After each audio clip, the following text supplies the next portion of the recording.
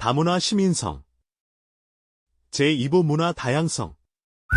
다문화 시민성은 전 세계가 다문화 사회로 급변하면서 다문화 사회의 구성원으로 갖추어야 할 자질과 역량을 가리키는 것입니다.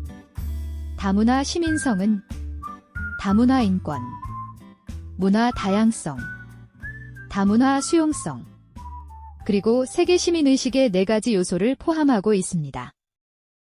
이 시간은 이 4가지 요소 가운데 제2부 문화 다양성에 대해 살펴보고자 합니다. 문화 다양성은 인종, 종교, 문화의 다양성을 인정하는 태도에 관한 것을 의미합니다. 여러분, 매년 5월 21일이 무슨 날인지 아시는지요? 한 사회나 사회 집단 간 문화 차이로 인한 갈등을 극복하고 각각의 문화를 존중하기 위해 제정된 기념일입니다. 우리나라는 2014년 문화다양성 보호와 증진에 관한 법률 제정을 계기로 2015년부터 매년 5월 21일 다양한 행사와 캠페인을 진행하고 있습니다. 매년 5월 21일은 바로 세계 문화 다양성의 날입니다.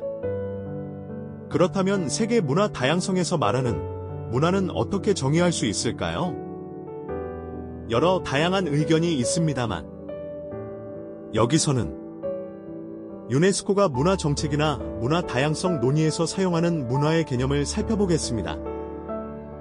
보고타 문화정책회의 1978과 멕시코시티 문화정책회의 1982에서 합의된 문화는 예술과 문학에 한정되지 않고 인간의 생활양식과 기본적인 권리들을 포함하여 한 사회나 사회 집단을 설명해주는 독특한 정신적, 물질적, 지적, 정서적 특질들의 복합적 전체라고 정의되어 있습니다.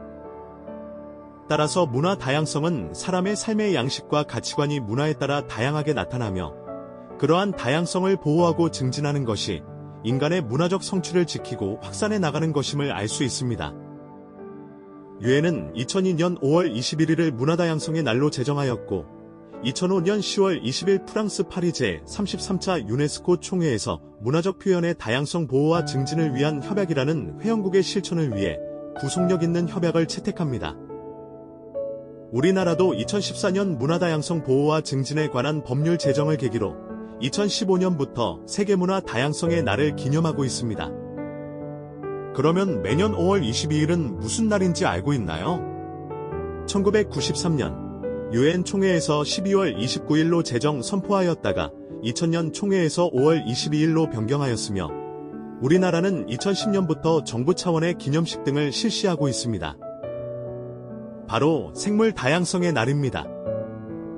유엔이 생물 다양성의 보전과 관련된 이슈를 대중에게 알리고 생물 다양성의 중요성을 강조하기 위해 채택한 날인데요.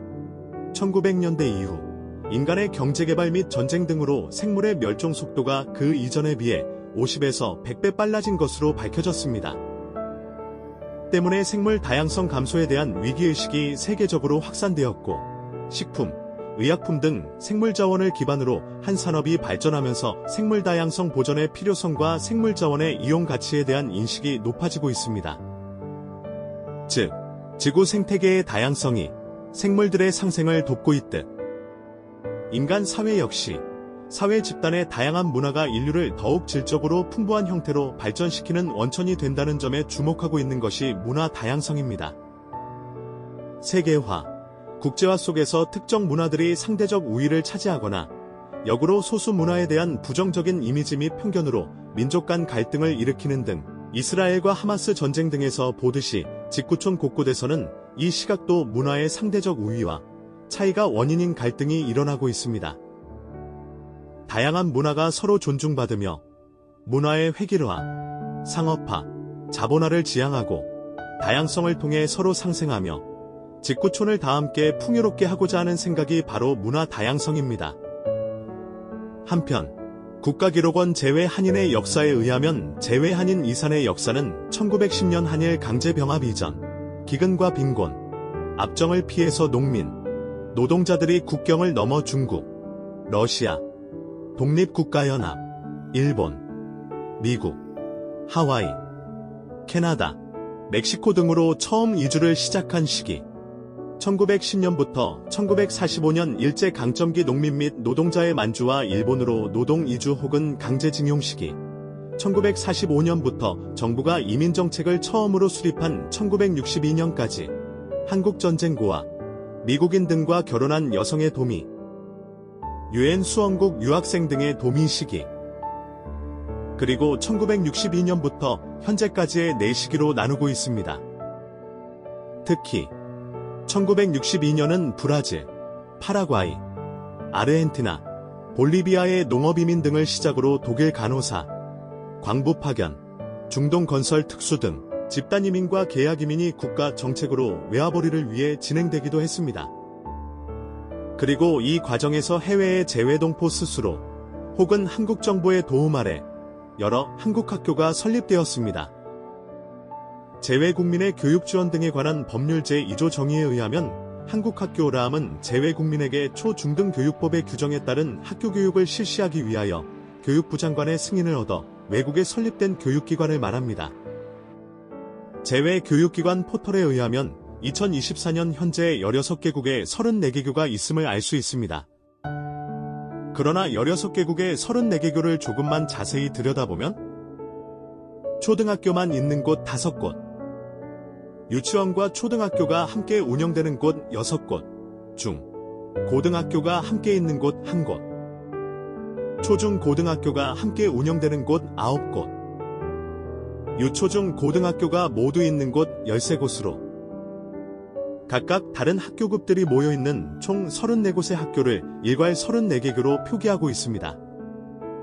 이곳들을 다시 학교급별로 살펴보면 유치원 19개원, 초등학교 33개교, 중학교 23개교, 고등학교 23개교로 19개원 79개교, 총 98개교로 분류할 수 있습니다. 그리고 재외 한국학교가 소재하고 있는 나라는 창학 순서로 보면 일본, 대만, 이란, 사우디아라비아, 인도네시아, 이집트, 러시아, 파라과이, 싱가포르, 아르헨티나, 중국, 베트남, 태국, 필리핀, 말레이시아, 캄보디아 순의 16개국입니다. 1985년 미국의 라성한국학교가 개교하기도 합니다만 2003년 폐교하면서 북미와 유럽에는 재외 한국학교가 한 곳도 없다는 점도 특이점입니다. 게다가 재외 한국학교는 일본의 4곳, 12개교, 중국의 13곳, 48개교로 총 16개국 가운데 일본, 중국의 17곳, 60개교로 61.2%가 모여 있습니다. 일본의 4곳은 해방 직후인 1946년부터 한국 전쟁 직후인 1955년 개교한 학교들이며 중국의 13곳은 88 서울 올림픽 이후, 즉 중국의 문호 개방 이후 창학한 학교들입니다. 이상에서 알 수 있듯이 16개국 34곳 총 98개교의 재외 한국학교는 2025년으로 개교 80주년을 맞이하는 일본의 백도학원 건국학교가 있는가 하면 캄보디아의 푸놈펜 한국국제학교와 같이 7년차 새내기 학교도 있는 창학의 역사와 창학 배경 등 제각각 다양한 문화를 가지고 있습니다. 따라서 재외 한국학교를 비롯 우리 교육 현장은 더욱 문화 다양성의 관점에서 문화적 차이에 대한 상호 이해와 이를 바탕으로 다문화 사회에 대한 적극적 관심과 참여, 차이와 다양성에 대해 존중하는 태도가 교육 철학 및 배경에 함께 해야 할 것입니다. 즉, 재외 한국학교는 우리나라의 교육 공동체를 확장하는 소중한 해외 인적 자원인 재학생들이 문화 다양성에 대한 지식, 기능, 태도를 보다 체계적으로 함양시킬 수 있는 곳입니다. 예비교사들 역시 16개국 34곳의 재외 한국학교의 특성에 대해 잘 이해하고 학습하는 것으로부터 문화 다양성에 대한 지식, 기능, 태도를 함양해 나가도록 해야겠습니다.